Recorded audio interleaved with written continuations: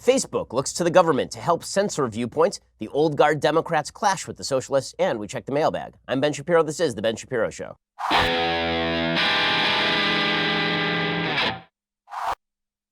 Oh, man, a lot to get to today. I want to thank you again. We are in the third week of release for The Right Side of History. It continues to chart in the top 3 nonfiction books over at Amazon. It was number 3 on the New York Times bestseller list. In its second week, it was number 1 in its first week. So thank you so much for going out and buying The Right Side of History and letting your friends know about it. I think it's an important book. We're going to get to all the news today in just 1 second. First, let's talk about something we can all agree on: saving money. Okay, the reality is that if you are not shopping around, then you are probably not saving money. Well, what if there was some way that someone would do the shopping around for you? Well, that is exactly what the Honey Best Price Finder does. With millions of sellers on Amazon selling the same products, the only way to know if you're really getting the best price is Honey's Best Price Finder. It automatically compares the prices of millions of sellers that carry the item that you want. Honey even factors in shipping, sales tax, and Amazon Prime status to make sure that you are getting the lowest total price. It shows you the best deal every time, even if Amazon does not. It's like having your very own smart shopping assistant. I'm buying stuff from Amazon legitimately all the time: books, kitchen products, legitimately like exercise stuff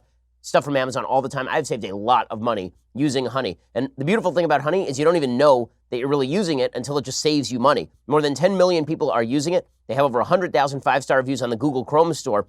Next time you are shopping on Amazon, treat yourself to the free upgrade that guarantees you always get the absolute best price. Here's how it works. You add Honey for free at joinhoney.com/Ben. Then just forget about it, and it runs while you are going shopping.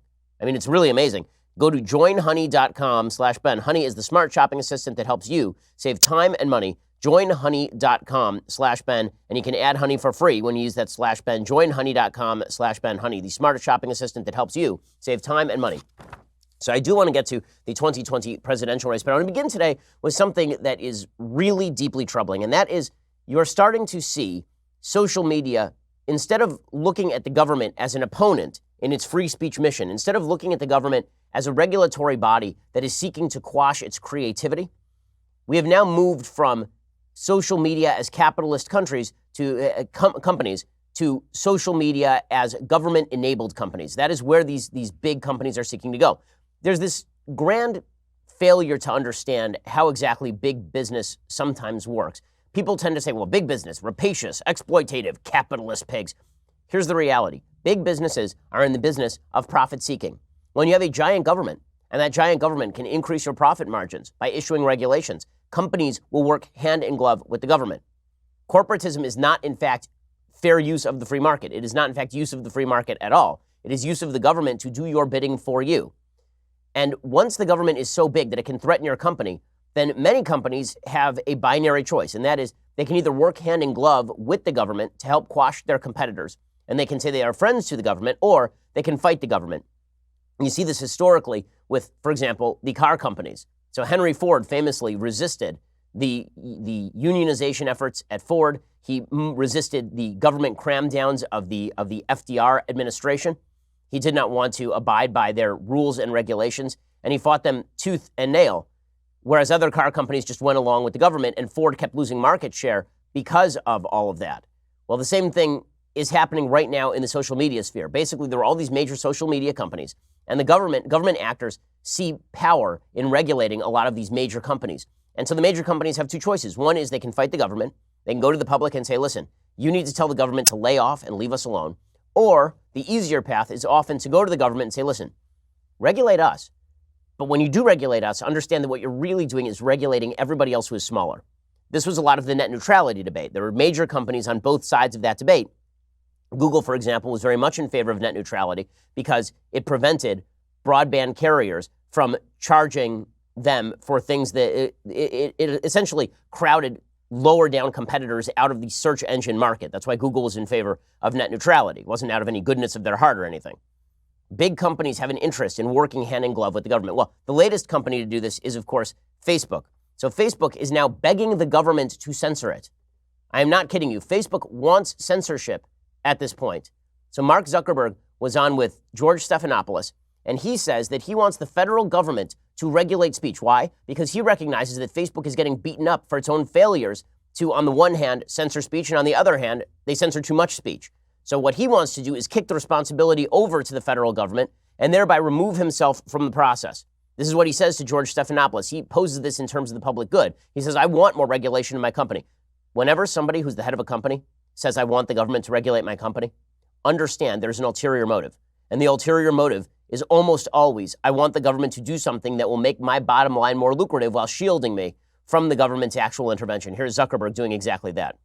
There's a question of what decisions should be left to a private company to make, especially around things like speech and expression for so many people around the world, and where should we have either industry or more government regulation? You're already seeing the FCC push back fairly hard against this. Two commissioners, I think, saying, no, we don't want to get into the business of policing the First Amendment. Yeah, I don't think that that's what this is, though. Right? I think you can say that kind of any regulation around what someone says online is protected, but I think that's clearly not right today. You know, it's not clear to me that we want a private company to be making that kind of a fundamental decision.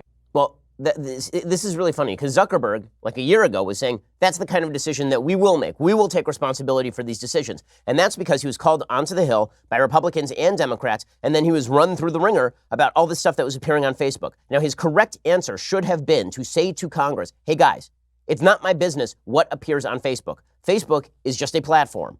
If people put crappy stuff up there that I don't agree with, that's not my business.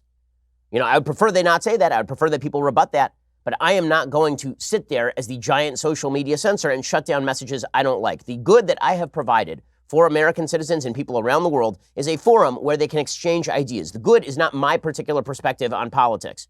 So all I'm going to do is create algorithms that ferret out violent content, threats of violence, defamatory material, actual legal violations. That's the stuff I can police. But I can't police generalized political viewpoints.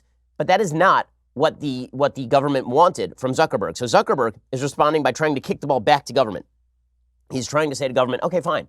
You know what? I have the same goals that you do. I don't want any of this politically incorrect or bad, like legitimately bad material on my site. So you guys regulate it. You guys come after me, and that way it's not my fault. That way it's your fault. Well, that's not the role of government. And it's very dangerous to have folks in corporate life who are very powerful like Zuckerberg calling for this to be the role of government, because you could see a world in which House Democrats take Zuckerberg up on this. They say, you know what? Our social media companies have declared that they can't do anything about the white supremacy online, the white nationalism online, and now it's our job to do that. Well, no, it is not your job to do it. There's a First Amendment to the Constitution that guarantees, in fact, that Congress shall make no law respecting the abridgment of speech. Okay, that is part of the First Amendment. So when Zuckerberg explicitly calls for a violation of the First Amendment by the government in response to his own inability to police his own site, that's a problem. That's a real problem. And here's the real reason he is doing this. The real reason he is doing this is because in Europe, there are now regulations coming down the pike that would punish Mark Zuckerberg for bad material appearing on his website. He doesn't want the responsibility of having to censor his own website after saying he would take responsibility. Again, the answer to all of this was for Zuckerberg always to say, I created a platform. I'm like AT&T. All I did was provide a forum where people can talk. Instead, Zuckerberg, because he wants to be seen by his friends as a do-gooder, instead, he has said, no, I will be one of the great policemen of speech. And now he's saying, I want the government to do it so I don't have to take the blame for it. Again, this is more in response to pressures from government than it is in response to an actual necessity on Facebook for censors to shut down speech. Why? Because here's what they are doing in Europe. According to a leaked plan from the United Kingdom, social media bosses could be liable for harmful content. According to The Guardian, social media executives could be held personally liable for harmful content distributed on their platforms. There's been growing concerns, according to The Guardian, about the role of the internet in distribution of material related to terrorism, child abuse, self-harm, and suicide, and ministers have been under pressure to act. Under plans expected to be published on Monday, the government will legislate for a new statutory duty of care to be policed by an independent regulator and likely to be funded through a levy on media companies. In other words, they're going to tax Facebook to police Facebook. And the way they're going to police Facebook is by fining or jailing people like Mark Zuckerberg if they do not take a quote-unquote duty of care to prevent bad material from getting on their platforms. It seems to me the reason we pay taxes is so that the police can prevent crime.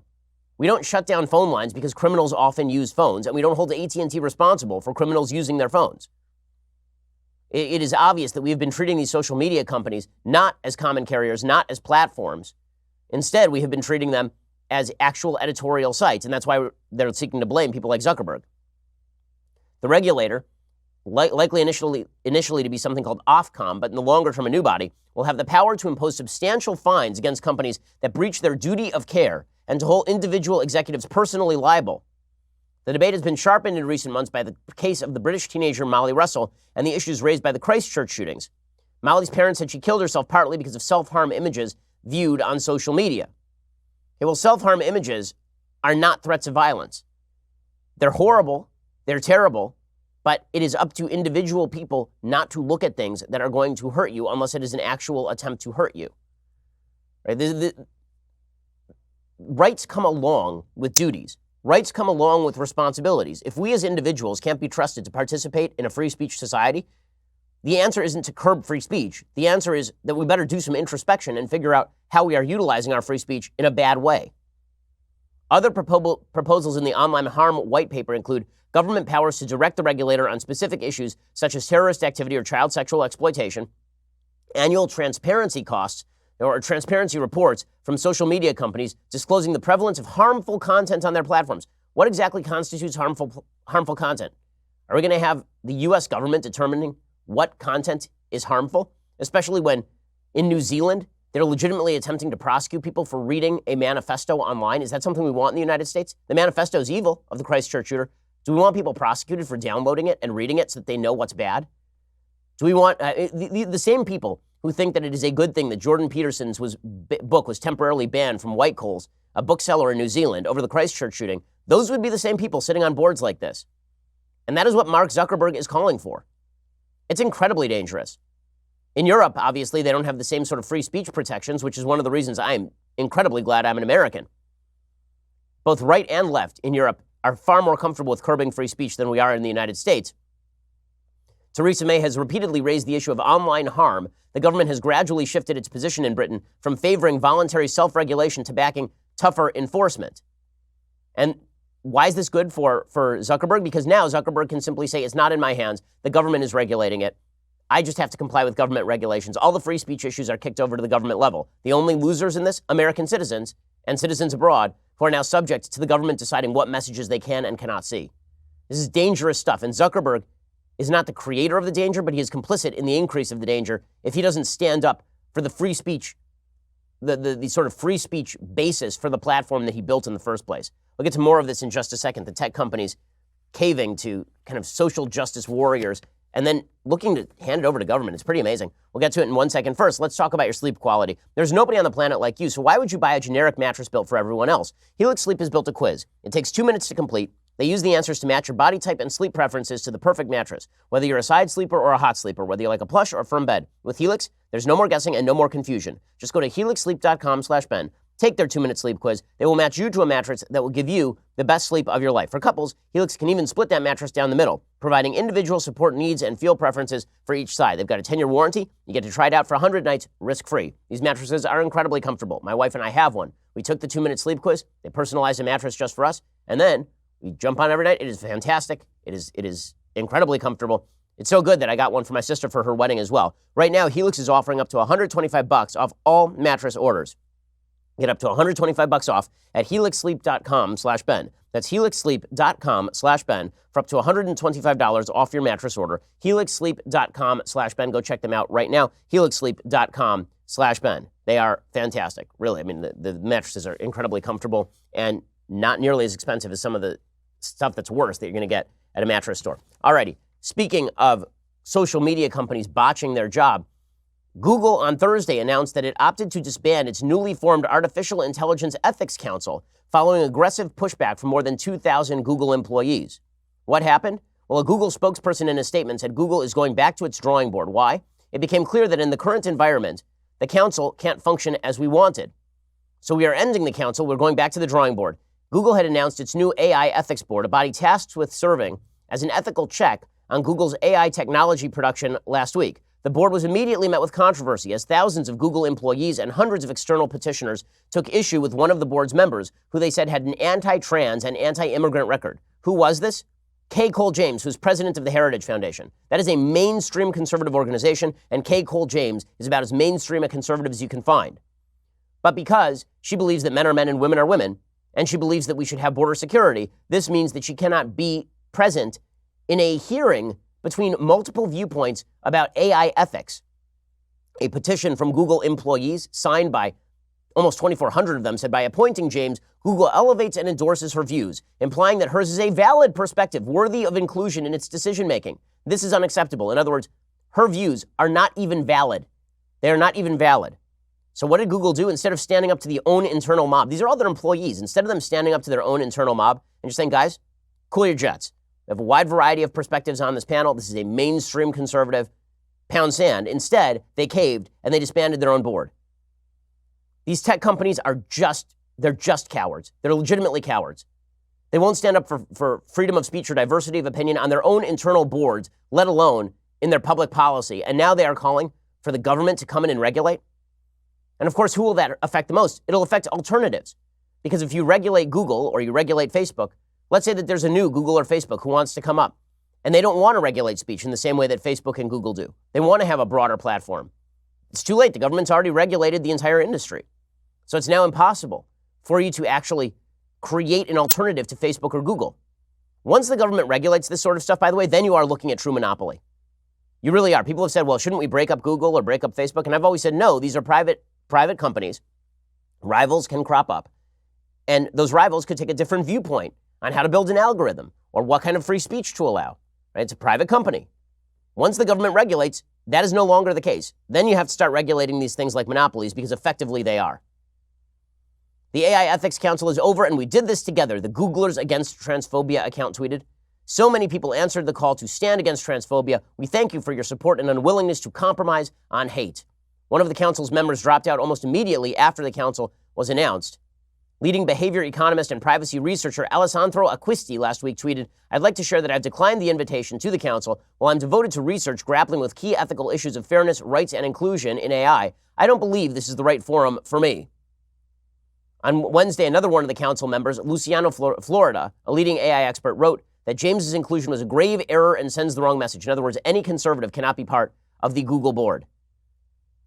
I mean, this sort of top-down idiocy at these major social media companies combined with government power turns this from a company sucking at its job to an actual monopoly issue. Alrighty, meanwhile, the 2020 race is heating up. There are no less than 18 potential Democratic candidates who want to jump into the race. And the list just goes on and on and on. There's a top tier. The top tier is probably 4 or 5 people. It's basically Biden, Bernie, Beto. It's the 3 Bs, plus Kamala Harris. That I would say that that's probably the top tier in the Democratic Party right now. By polling data, that's the top tier in the Democratic Party right now. And Biden is the one who is in trouble, shockingly enough, without any real rationale. I got to say, like, again, because he did not have the courage of his convictions, because he was unwilling to simply come out and say, listen, I've never sexually harassed anyone. I've never sexually abused anyone. And if people were offended, I'm sorry.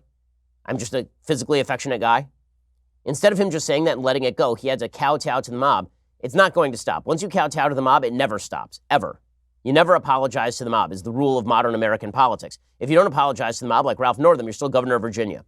If you do apologize to the mob like Al Franken, you no longer have a Senate seat. That's the way this works. It's unfortunate, but that is the way that it works. And we are now supposed to take seriously every allegation of something terrible happening. I mentioned yesterday one of the allegations from a woman named Sophie Karasek, a survivors' rights advocate and progressive organizer who appeared at the Oscars with Lady Gaga. And she now has a piece in the Washington Post called "A Photo of Me and Joe Biden Went Viral. I want him to take ownership for his actions." This is the one I talked about yesterday, where this lady took the photo, had it printed, had it framed, put it on her bookshelf, and then decided 2 to 3 years later that it was actually a very, very bad thing. Very, very bad. She apparently interacted with Biden 2 months later at a conference in Colorado. She said, quote, "I was eager to tell him about the good the photo had done, so I zipped in line to greet him. Sophie," he exclaimed, "and we talked about the photo. The interaction was completely normal. I felt proud then. But as time passed, I began to feel a sense of shame and belittlement every time I saw the photo." So over time, it started to offend you, and this is Joe Biden's fault? No one can live by these constantly shifting standards in the Democratic Party. There's this moment in the new, not very good Star Wars movie in The Last Jedi where Kylo Ren, who's the bad guy, turns to Rey, who is the Mary Sue good character, and they are fighting together for a brief moment in time. And Kylo Ren turns to Mary Sue and to Rey, and says to her, you know, we should just kill all the oldies and start something new. And she's like, no, we can't do that. We totally can't. And then they fight each other, right? Well, that is basically what the Democratic Party is right now. It's a battle between Kylo Ren and Rey. It's the newbies saying, let's kill all the oldies. Let's kill all of them, right? Sure, they helped us build this empire. Sure, they're the ones who got us to where we are, but they're oldies, man, and they don't understand the new wave. Now, the thing about this sort of mentality is that the revolutionaries are usually the first to the guillotine, meaning that sooner or later, these people will be hoisted by their own petard. Biden is one of them, by the way. He's one of the people who pushed for lowering standards when it came to proving sexual misconduct in Title IX cases, for example. But Biden is now being shellacked by his own party for stuff that even the people who were the quote-unquote victims did not consider victimization at the time. That's how far we have moved. And the worm has turned. I mean, Nancy Pelosi, I'm old enough to remember when Nancy Pelosi was the great radical inside her own party. Now she's the establishment, holding back the radicals. For example, yesterday, Bernie Sanders tweeted this out. He tweeted out, those who oppose Medicare for all need to explain why our current failed system should be allowed to continue bankrupting the American people. Okay, well, then Nancy Pelosi comes out and she's like, you know that Medicare for all thing? Not a great idea. If he really opposes Medicare for all, by the way, if he's upset with Medicare for all, I mean, with opponents of Medicare for all, you know who he should talk to? Joe Biden and Barack Obama. Because Barack Obama is the creator of that system he is criticizing right there. When Bernie Sanders says if you stand for the current system, you're standing for high costs on people, who does he think constructed the current system? He voted for it, by the way. It was Barack Obama and Joe Biden who, as I recall, said to Barack Obama that the new system was a big effing deal, a phrase that was so popular among Democrats that it was sold on a T-shirt by the DNC. It's the old guard Democrats versus the newfangled socialists. This is why Speaker Nancy Pelosi is out of step with her own party. She questioned today whether a health care proposal embraced by several Democratic presidential candidates would be too expensive and failed to provide the same coverage as the Affordable Care Act. Instead, she suggested she'd rather build on Obamacare, is yet to be convinced the Medicare for All proposal pushed by many liberals would achieve its purported goals. She said in an interview with the Washington Post, quote, I'm agnostic. Show me how you think you can get there. We all share the value of health care for all Americans, quality, affordable health care for all Americans. What is the path to that? I think it's the Affordable Care Act. And if that leads to Medicare for all, that may be the path. She also suggested that Medicare for all had become more of a buzzword among political activists in the run-up to the 2020 campaign, which is basically her ripping on all the 2020 candidates saying, you guys are ignoring the effect of Obamacare so that you can run for president. She says, when most people say they're for Medicare for all, I think they mean health care for all. Let's see what that means. A lot of people love having their employer-based insurance, and the Affordable Care Act gave them better benefits, which is not actually true, but sure. The fact that Nancy Pelosi has now been castigated as out of the mainstream by her own party is pretty telling. The fact that Joe Biden is now considered retrograde by his own party demonstrates that when you have no fundamental principles to which you adhere, it is pretty easy for you to be cast overboard by the newer, more robust socialists among you. It's pretty incredible. Meanwhile, President Trump facing challenges of his own. Apparently, Michael Cohen now, I guess he's trying to cut a better deal or something. He's trying to delay his prison time. According to the Washington Times, President Trump's former personal lawyer, Michael Cohen, says he has new information to offer Democrats if authorities reduce or delay his upcoming 3-year prison sentence. First of all, I'm not sure what he thinks he's doing. He is a bad lawyer, obviously, but his plea agreement says he had to be completely forthcoming with prosecutors all the way through. If he says that now he has new material, that means he was not forthcoming before, so they could theoretically revoke his sentence and give him a new longer sentence.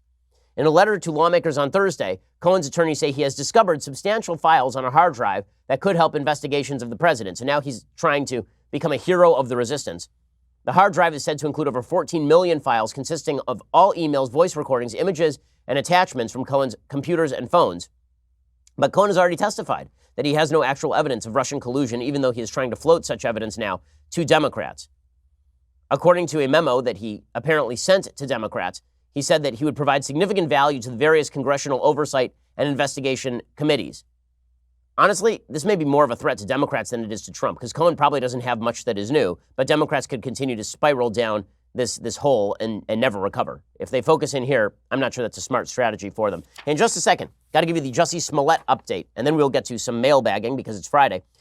First, let's face it, Congress, they stink. Okay, the balance of powers that was guaranteed by the Constitution of the United States has completely fallen apart. In some ways, Congress has overstepped its boundaries, regulating on activities that have nothing to do with Congress's original purview. And in other ways, Congress has kicked a lot of power to the executive branch, to the regulatory bodies, so that they never have to be held accountable. We need to restore the checks and balances that were originally invested in the Constitution.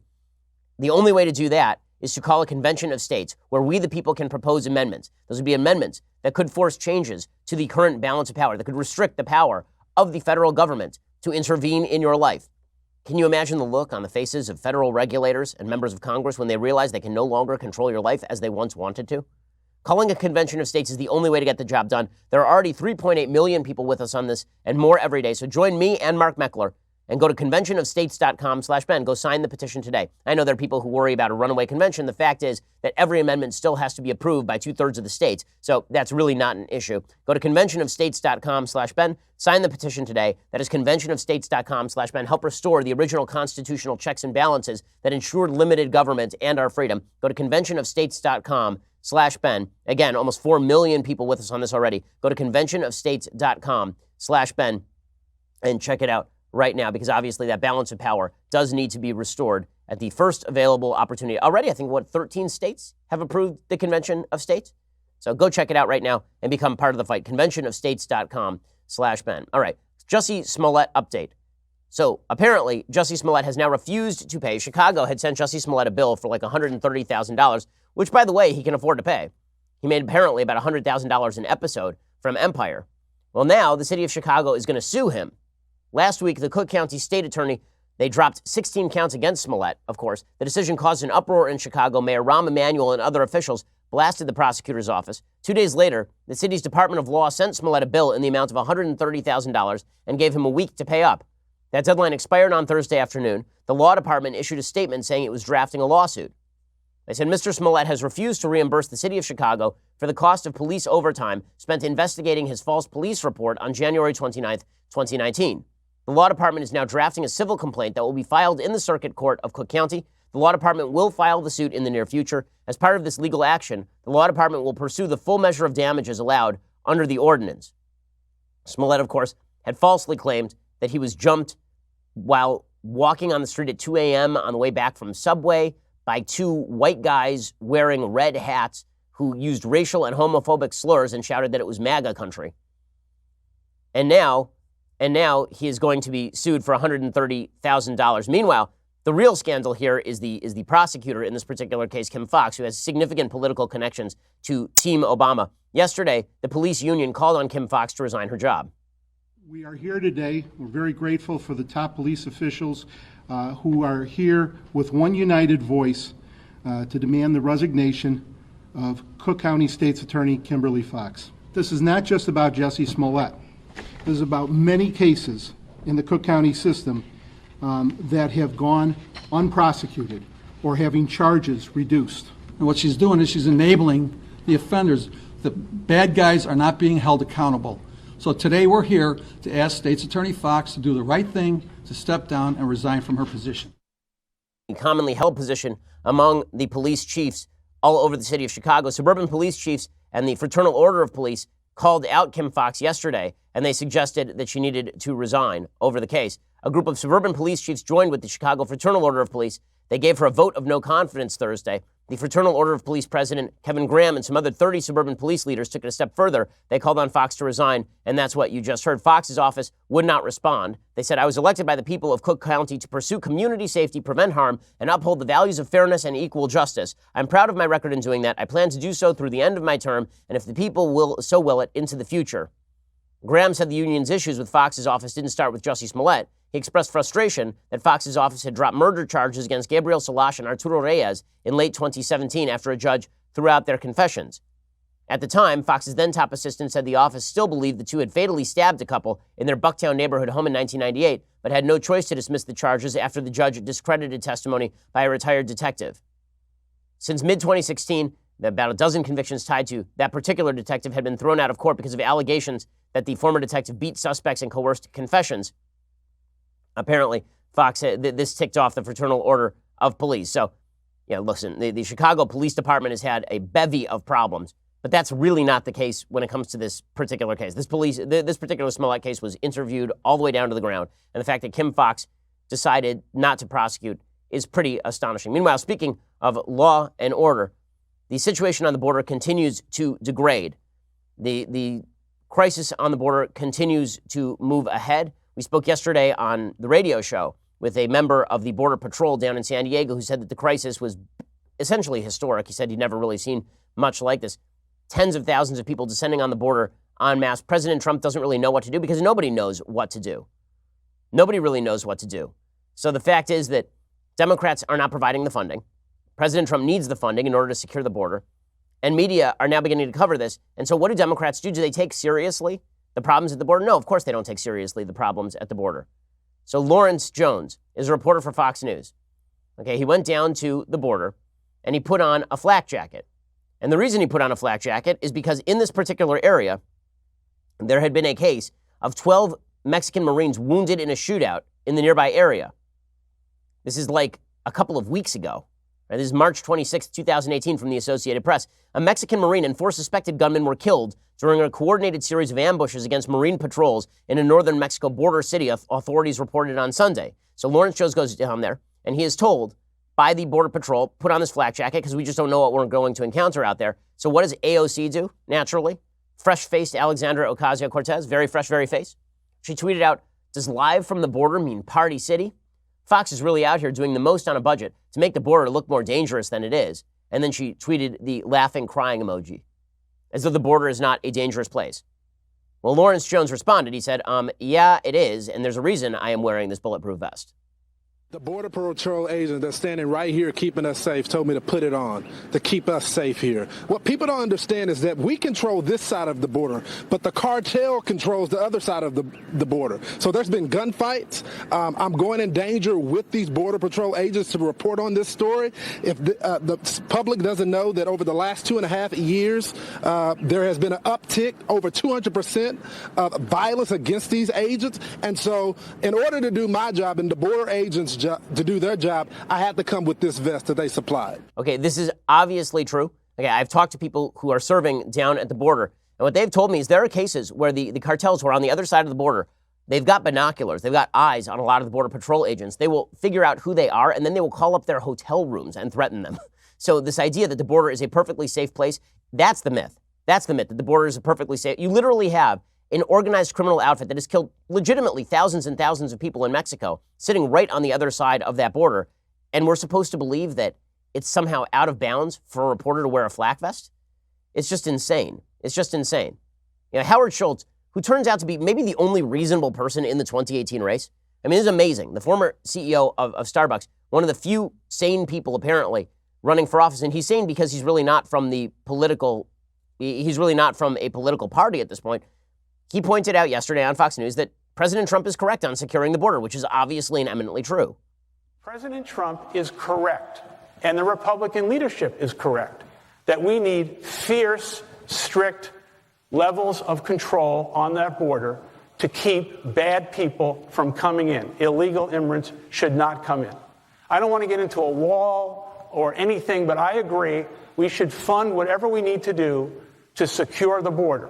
The Democrats are not correct. We should be funding ICE and giving them all the tools and resources they need to secure the borders and arrest the bad people. Okay, that is, of course, true. But Howard Schultz is considered an outcast from his own party because he says those things.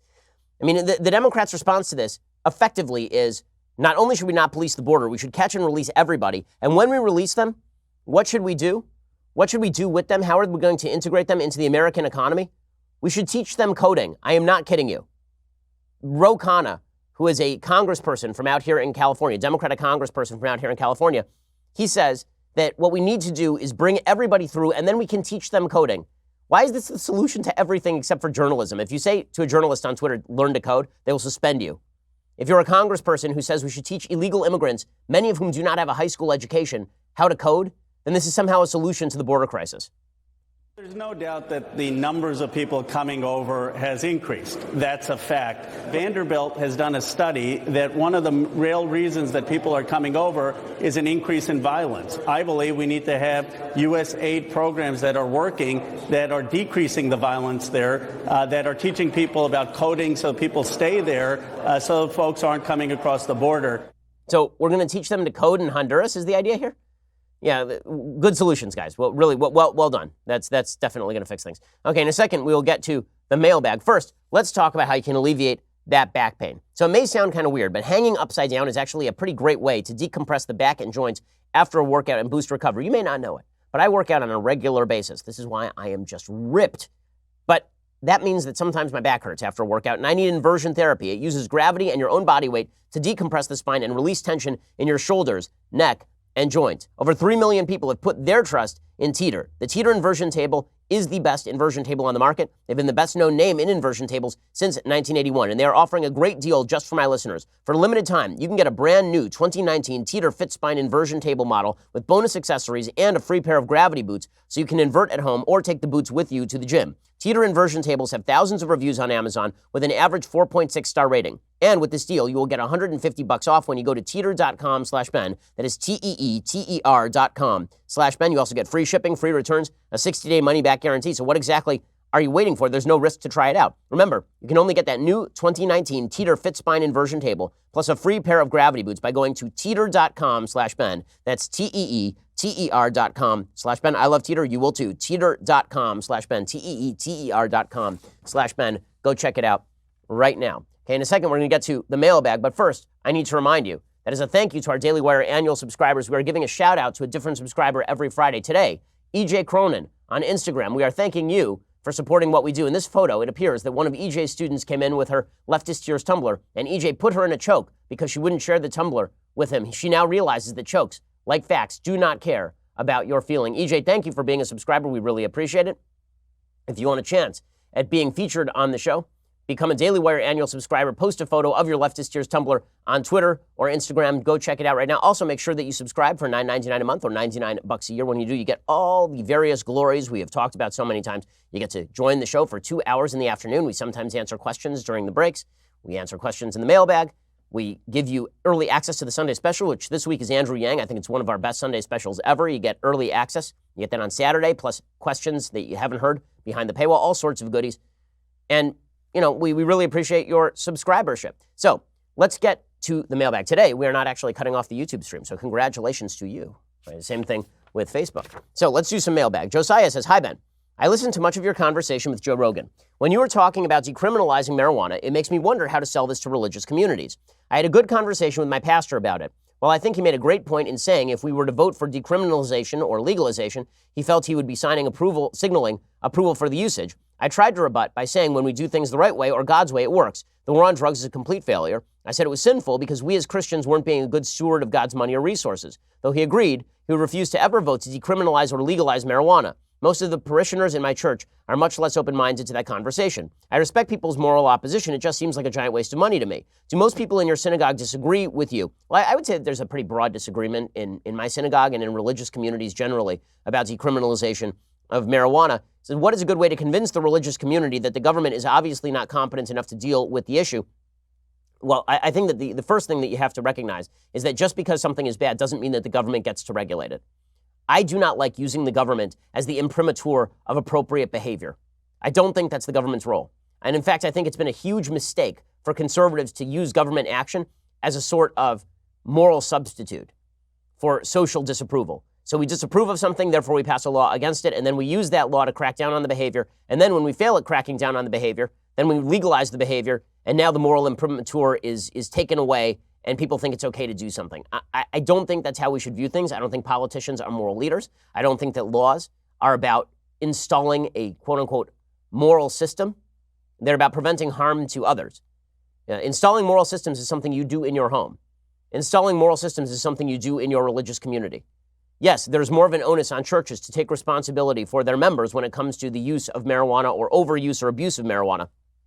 If you were to decriminalize it, presumably it would become more common in particular areas. But that is not an argument in favor of the government simply enforcing your views on someone who is doing no harm to anyone else. Externality is the measure of what a government ought to do. So you really ought to to discuss what government is there to do and then move from there rather than talk about whether it is moral or not to smoke pot, because I don't think these two questions have to do with anything. I mean, this is basically the conversation that I had with Joe, not only on marijuana use, but also on same-sex marriage. I said that the government does not have a role here. That does not mean that I personally am in favor of same-sex marriage, because I'm not. Steven says, hey, Ben, what are you looking for in Episode 9 to save Star Wars, or do you think there's no hope after The Last Jedi? I think it's very difficult to imagine a universe in which they can recover from what they did, not only in The Last Jedi, but from Force Awakens. I thought Force Awakens was wildly overrated. I think that they should honestly, listen, if it were up to, they're never going to do this. It's $1 billion industry. If it weren't for that, they should throw out episodes 7, 8, and presumably 9. They should go back and they should throw out episodes 1, 2, and 3, and they should start over. As I've said before, what they should have done after episode 6 is they should have either skipped forward 100 years and then relaunched an entirely new Star Wars universe, or they should have actually recast all of the characters after Return of the Jedi. I mean, they did it for Solo, and then just moved on with the story. That would have made a lot more sense than simply killing off these characters in the dumbest possible way to make room for new and significantly more boring characters. Also, they made a huge mistake in not allowing Rey and Kylo Ren to team up. That would have been so much more interesting. So much more interesting. Like this whole, okay, now we're going to revert back to Kylo Ren as Darth Vader and Rey as Luke. We saw that story already. We don't need the same story again. Adiel says, hey, Ben, I'm writing a paper on affirmative action. What would you say is the biggest issue with the policy, specifically in regard to post-secondary education? Well, there are two major issues with affirmative action. Issue number one is it doesn't actually tend to help the people that it seeks to help. There's not a lot of data to demonstrate that affirmative action has been effective in increasing the upward mobility of people who benefit from affirmative action. The dropout rates are significantly higher for people who get into college through affirmative action. It also creates a widespread perception that people who are of the race that has benefited from affirmative action are somehow unqualified because probably they got in, or maybe they got in, or possibly they got in through affirmative action. It does create a certain level of social stigma. If you look at your class and you say, well, I know some of these people got in with lower SAT scores, and I can tell who they are, probably, or at least possibly based on race, that creates an unfair stigma on a bunch of people who may have gotten in not based on that. And that's really not a great thing. Then there is the question of who is being excluded by affirmative action, and typically, it is not actually white people, it is Asian people. Asian people are outperforming at major colleges across the country. This has been true of Harvard, where a lawsuit is now going on the basis of all of this. Using standard metrics is a far better way of admitting students than this ridiculous holistic examination of your college essay. So you got 200 points less on the SAT, but you had a hard life. And so we are going to pretend that that is the equivalent of an Asian person who had a hard life, but got 200 points higher on the SAT. Race does not make up for performance when it comes to these issues. Again, if you have two people and they have the same SAT scores and one had a harder life than the other, race or not, race as a factor or not, then fine. I mean, that's good. That person who has the harder life has overcome more to get the same scores. But if you're talking about letting in someone with a 1200 SAT to Harvard because that person was of a particular race, that is obviously a separation of human beings by race and an aspect of racism that is quite unpleasant.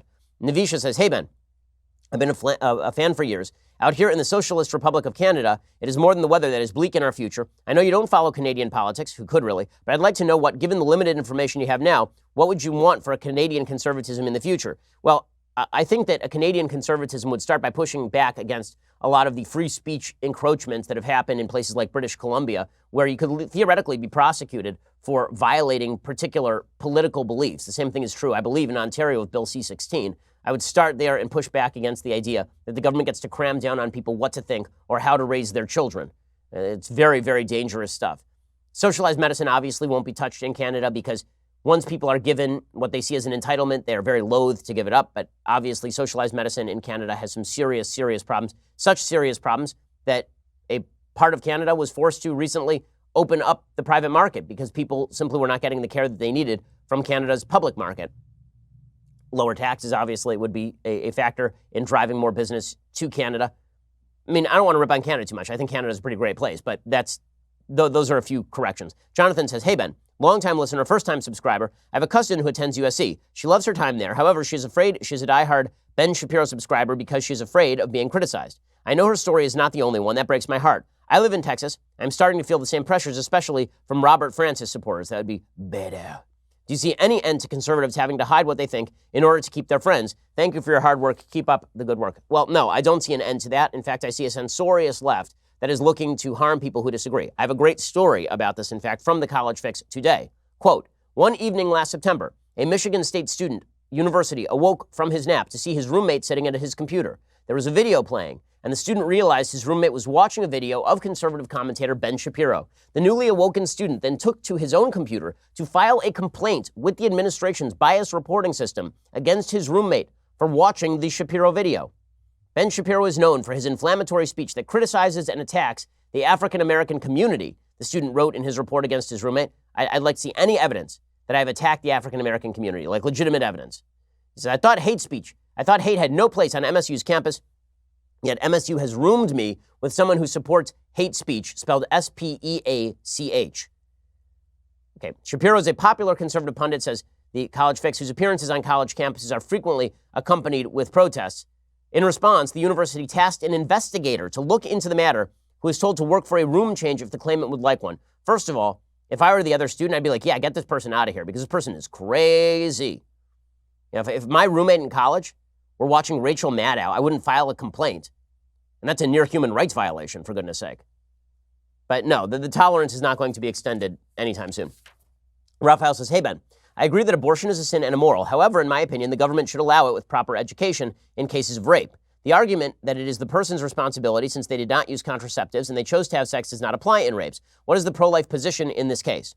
And in your opinion, is there a valid argument to be made for this kind of policy? Well, the pro-life position is not dependent on the quote-unquote responsibility of the person because, again, the actual pro-life position has to do with the status of the human life growing in the womb. It's actually a separate question, the quote-unquote responsibility. Responsibility adds to the mix in the sense that if there is a predictable result to the thing that you are voluntarily doing and then that result happens, you can't throw up your hands and go, oh my God, I was victimized by life. Right? That's just silly. But that's really not what we are trying. We're not trying to punish somebody with a baby. That's not the idea here, right? As Barack Obama said, punishing somebody with a baby. You don't want to punish her with a baby. Right? That is not what we are talking about. We are talking about protecting the life of an infant. We're talking about protecting the incipient life of a baby. And that really has nothing to do with where the responsibility lies. It has to do with the idea that you are not allowed to kill a baby because the original creation of the baby was not your responsibility. In other words, if somebody leaves a baby on my doorstep, right, and I open the door and there's the baby, and then I shut the door and I just leave the baby out there to die, that's not something that we should presumably morally be okay with. Now, in Western law, this is one of the dicier issues in Western law. In Western law, the question is there a duty of care that attends a person who you are not related to, right? What is the duty? So in Western law, we've been reluctant. The best argument for abortion in cases of rape is this argument effectively, which is if you're walking by a person who is drowning, you don't actually have a responsibility under Western law to jump in the water and save that person, even if you could do so pretty easily. There's no responsibility in Western law. So that could theoretically be extended to cases of abortion in cases of rape. But the problem is that there's a difference between not saving somebody, letting them die, and actively killing somebody. So if the baby is on my front door and somebody leaves the baby at my doorstep, and then I open the door, and it's not just me closing the door now it's me actively stabbing the baby, that is now a completely different question. James says, hey, Ben, lately I've been hearing President Obama's administration has been scandal-free. Could you go over some of the top scandals people are forgetting? Thanks. Sure, go read my book, The People versus Barack Obama. It came out in 2015, I believe. And that book goes through a bevy of Barack Obama scandals ranging from HHS to the IRS. He had scandals obviously having to do with the NSA. He had many, many scandals during his administration. So go read the book. I lay it all out in detail there. Nick says, hi, Ben. Do you think Trump has a shot at Virginia in 2020? Ralph Northam's administration has been disastrous so far. Could this push the state toward Trump? Unlikely. It's not a Trumpy state. Republicans in Virginia tend to be a little bit more moderate than Republicans in other conservative areas of the country. And Virginia has been largely turned by Northern Virginia, which is effectively a D.C. suburb. Connor says, what are the main differences between Orthodox, Conservative, and Reform Judaism? Okay, Orthodox Judaism believes that the Bible, the Torah, the 5 books of Moses were given by God and that they are true, and that the Talmudic tradition that interprets the Bible is in fact good and proper law, and that you have to abide by the commandments of the Bible because that is what you are put on earth to do.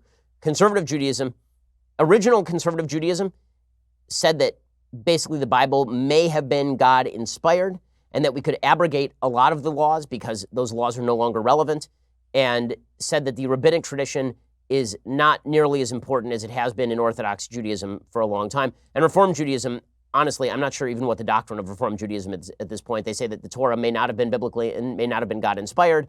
It may be just a historical document. The bottom line is that conservative used to be kind of closer to what modern Orthodox is now.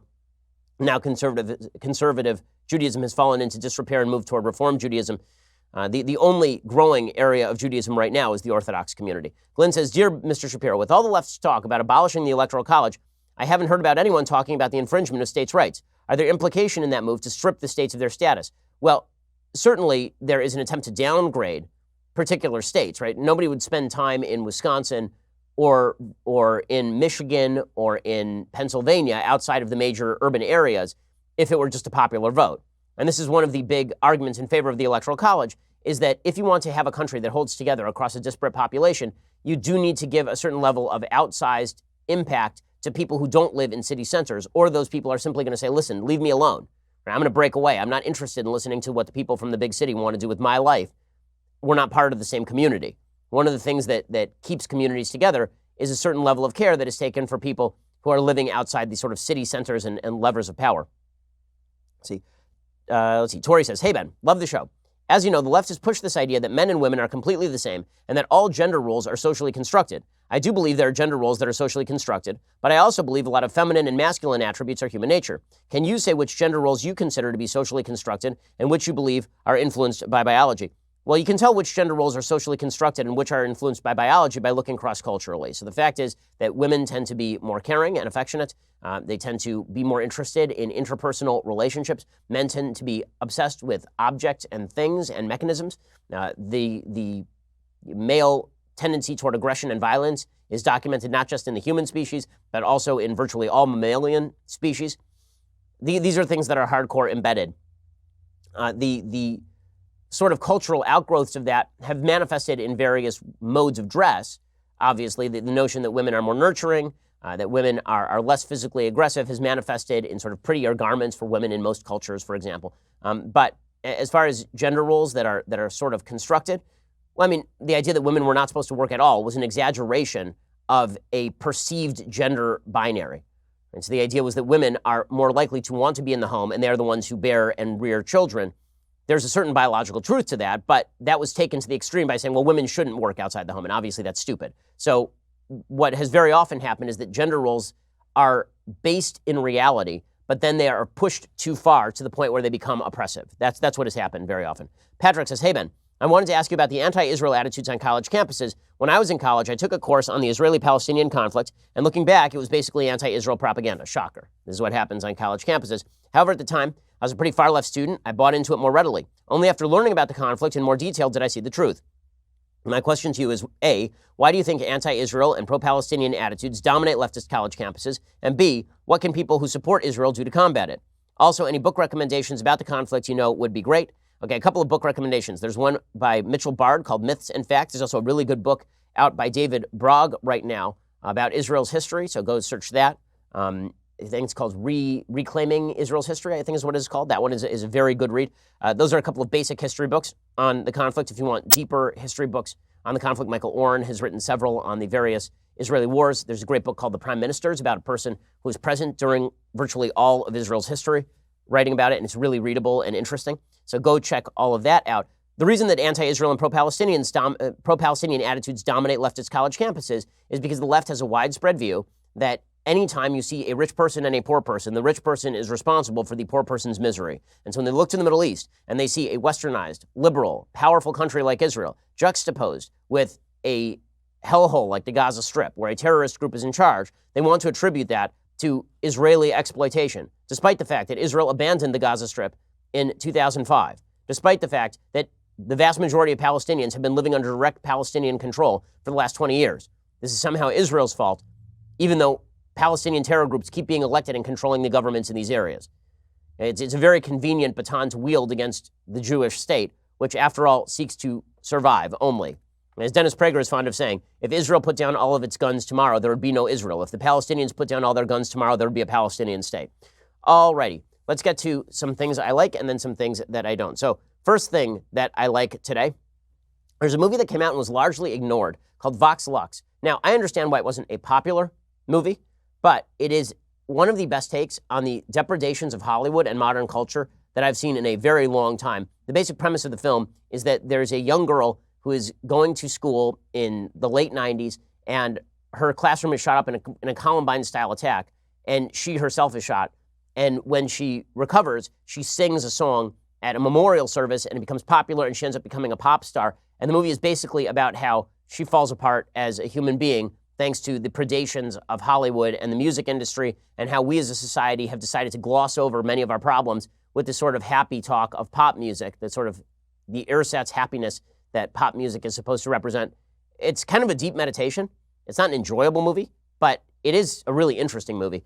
Here is a little bit of the preview. From the public's perspective, this has been an emotional few years for you. Can you tell us what audiences can expect from the new album? This is a culmination of my life's work so far. I was under a lot of stress after my accident, but that's what this show is about. It's about rebirth. Watch your step, miss. I clear those tables. Coming through. So tell me, how many of you have cried yourself to sleep at night? I mean, the movie is effective and powerful. It is, again, not enjoyable to watch, but it's creative and interesting in a way that many movies are not these days. So go check it out, Vox Lux. Okay, other things that I like. So I just have to pay homage to this amazing nurse who has adopted a baby at the hospital that had not been visited for 5 months. This is according to the Washington Post. 2 years ago, Liz Smith, director of nursing at Franciscan Children's Hospital in Brighton, Massachusetts, was headed toward the elevator at work when she saw her. A tiny girl with bright blue eyes and a single soft brown curl swept across her forehead.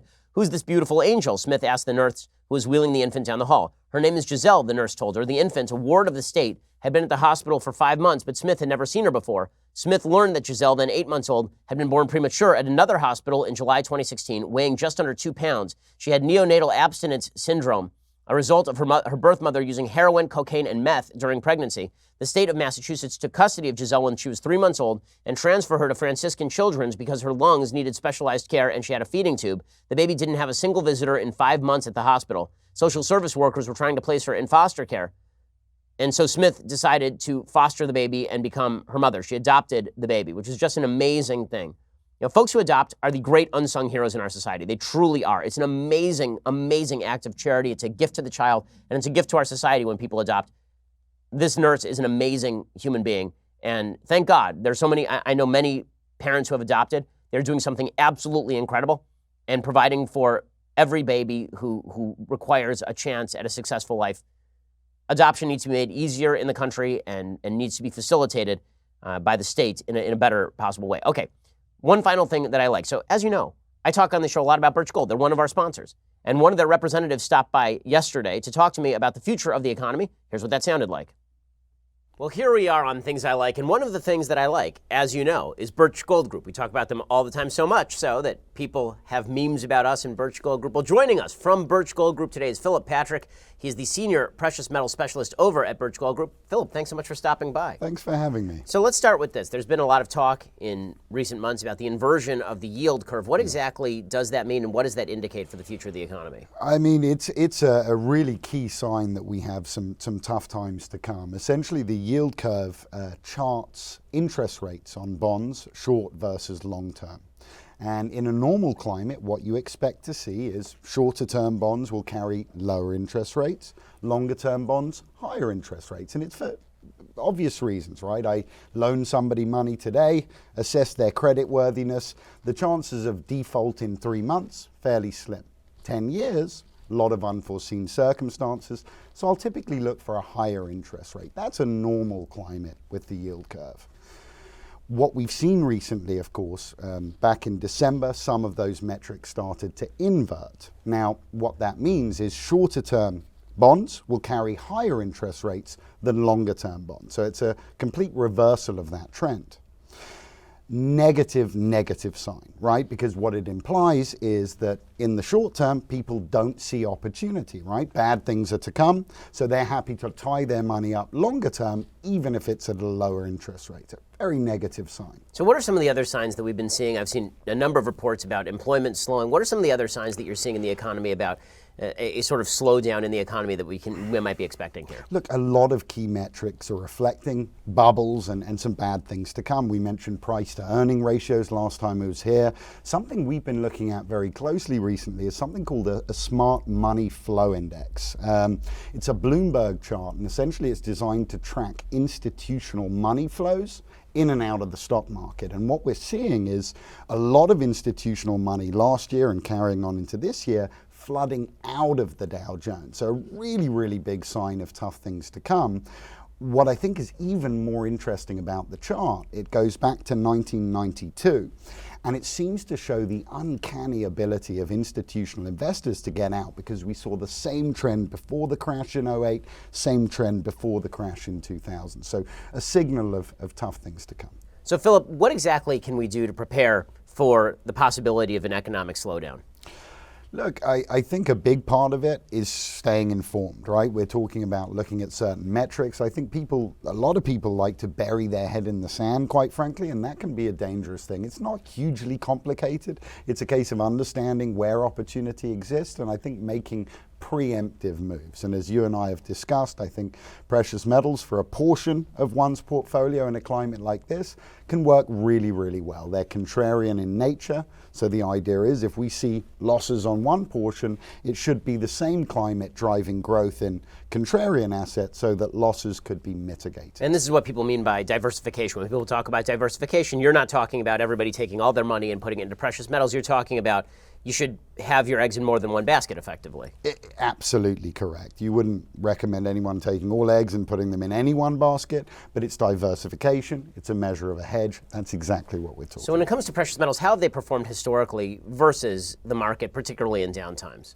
That's the key, actually. Look, in times of economic boom, the stock market outperforms pretty much everything else. But it's in times of correction, right? It's in times of downturn. That's when contrarian safe haven assets tend to perform. And you look at the last stock market crash in 2008, we saw a 50% correction in the Dow Jones, and gold and silver prices doubled in value in 18 months of that. So historically, slow and steady growers, but in times of correction, they can perform very, very well. And you think the economic indicators point to sometime in the near future a market correction? It looks that way. It really does. Well, with that said, folks, if you are interested in diversifying, the people you should be talking to are my friends over at Birch Gold. They have the 16-page free information kit that you can go check out right now at birchgold.com/Ben, or you can text Ben to 474747. There's a reason that I trust them. They have an A+ rating from the Better Business Bureau.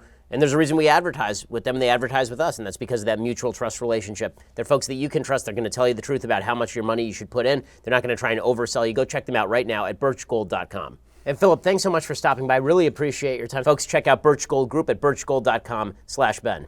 Okay, time for some things that I hate. So let's just jump right in. Okay, so it is worthwhile noting that Students for Justice in Palestine actually is a group that has ties to terrorism. They were just given an award, apparently, at New York University, the Presidential Service Award at NYU. They say, despite the pushback we have received from our institution, we agree that we have made significant contributions to the university community in the areas of learning, leadership, and quality of student life. Anyway, New York University divests from Israeli apartheid. Okay, the attempt to boycott Israel on campuses is growing in stature. It's always fascinating to watch as groups like Students for Justice in Palestine, which again do have ties to groups that are associated with terror, that those groups are given all sorts of credence, despite the fact that Students for Justice in Palestine is legitimately an anti-Semitic group. And it's amazing. Instead of them doing Palestinian Pride Week, right, there's like Israel Pride Week, which happens on campuses all over America. Instead of doing Palestinian Pride Week, they do Israeli Apartheid Week, because the goal is to label the Israelis as a bunch of evil racists, despite the fact that Israeli Arabs are treated better than Muslims in any part of the Middle East, bar none. It is not close. Despite the fact that Arab parties sit in the Knesset, despite the fact that there's a Palestinian on the Supreme Court of Israel, none of that matters. Israel is the bad guy. And so they put out posters like this one for Israel Apartheid Week, in which it shows a Palestinian who is throwing it looks like a paint can a spray paint can at an Israeli, and this is either causing the Israeli to have a bump on his head or the Israeli soldier has horns and is following the Palestinian with a gun. Because that's all that's happening there, is the people are spray painting and then the Israelis shoot them. It's not that terrorists are trying to break through the border and murder Israeli citizens or fire rockets into civilian areas in the middle of Israel. It truly is astonishing. And this sort of stuff is not only tolerated on college campuses.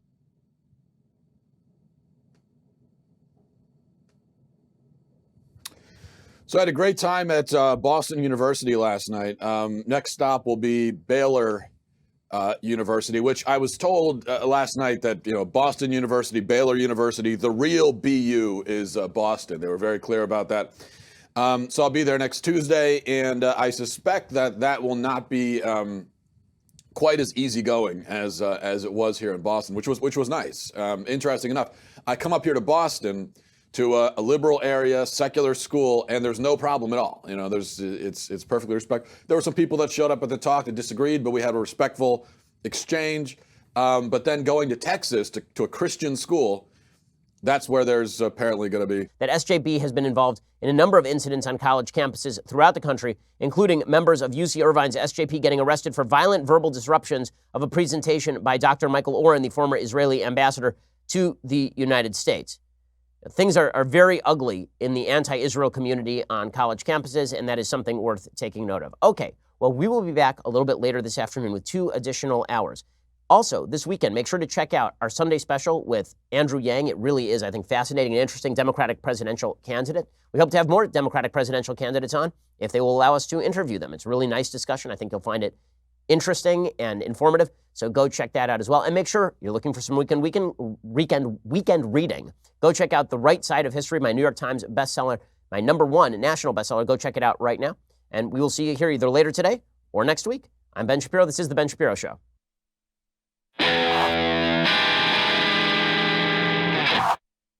This is The Ben Shapiro Show. Executive producer Jeremy Boring. Senior producer Jonathan Hay. Our supervising producer is Mathis Glover. And our technical producer is Austin Stevens. Edited by Adam Sayevitz. Audio is mixed by Mike Caromina. Hair and makeup is by Jesua Olvera. Production assistant Nick Sheehan. The Ben Shapiro Show is a Daily Wire production. Copyright Daily Wire 2019.